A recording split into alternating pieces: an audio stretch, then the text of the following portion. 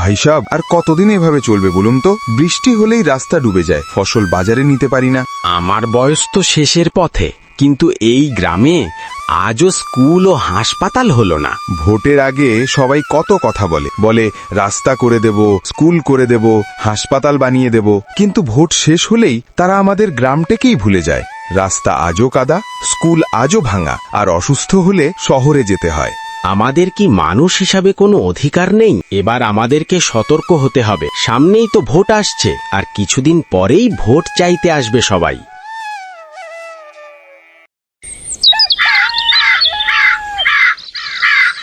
আরে রহিম ভাই, করিম চাচা, কেমন আছেন সবাই? কেমন আছি? আপনি তো আর খোঁজ খবর রাখেন না।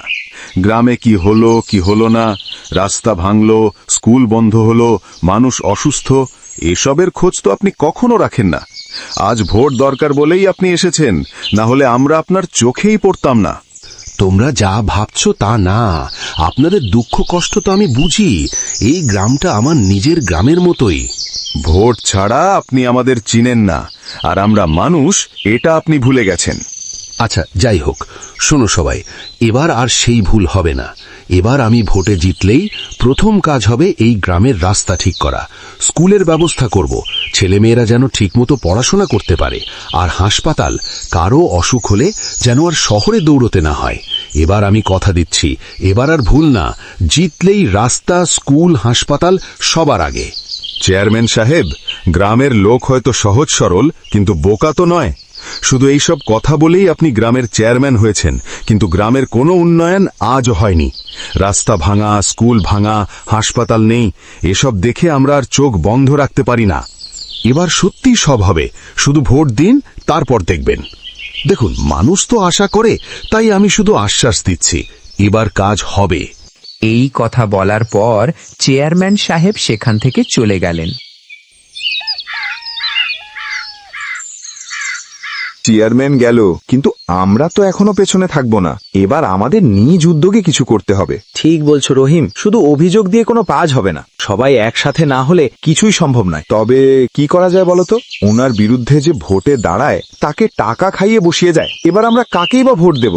গ্রামবাসীদের যদি কোনো আপত্তি না থাকে, তাহলে আমি একটা কথা বলতে চাই রহিম ভাই। এবার তুমি দাঁড়াও চেয়ারম্যান পদে, আমরা সবাই তোমাকে ভোট দিয়ে জয় করাবো। কি বলছো তোমরা?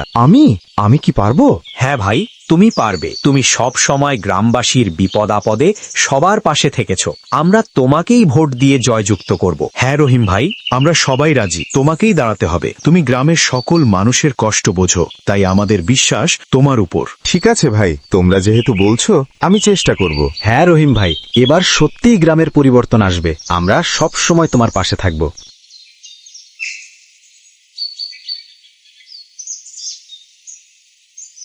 চাচা, এবার আমি ভোটে দাঁড়িয়ে আছি, দেখি চেষ্টা করি গ্রামের কোনো উন্নয়ন করতে পারি কিনা। যাক বাবা, শুনে ভালো লাগলো। এবার হয়তো গ্রামটা বদলাবে। আগে যে চেয়ারম্যান ছিল সে তো কোনো উন্নয়ন করলো না। তুমি একটু চেষ্টা করো বাবা, ভোট দিয়ে সাথে থাকবেন, যেন আমি গ্রামের সেবা করতে পারি। আমাদের গ্রামে একটা স্কুল নেই, ভালো রাস্তা নেই, আর সবচেয়ে বড় একটা হাসপাতাল নেই। এগুলো যেন করতে পারি।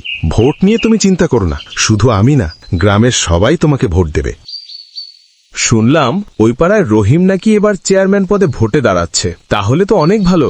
রহিম সত্যি খুব ভালো মানুষ। এবার যদি গ্রামের একটু উন্নয়ন হয়, আমি তো ভেবেছি আমি রহিমকেই ভোট দেব। হ্যাঁ হ্যাঁ, ঠিক বলেছো ভাই, আমিও রহিমকে ভোট দেব। চেয়ারম্যান সাহেব, শুনলাম ওই পাড়ার রহিম আপনার বিরুদ্ধে ভোটে দাঁড়িয়েছে। রাজনীতি এত সহজ জিনিস না রে। ও কি বোঝে এসব? এত সুন্দর মানুষ হলেও এই ভোটে একটাও ভোট পাবে না সে। ঠিক বলেছেন সাহেব, আমরা সব ব্যবস্থা রাখব, ওদের আশা ভাঙতে পারবো। এর কিছুদিন পর ভোট হলো। গ্রামের সকল মানুষ রহিমকেই ভোট দিল এবং রহিম জিতল চেয়ারম্যান পদে।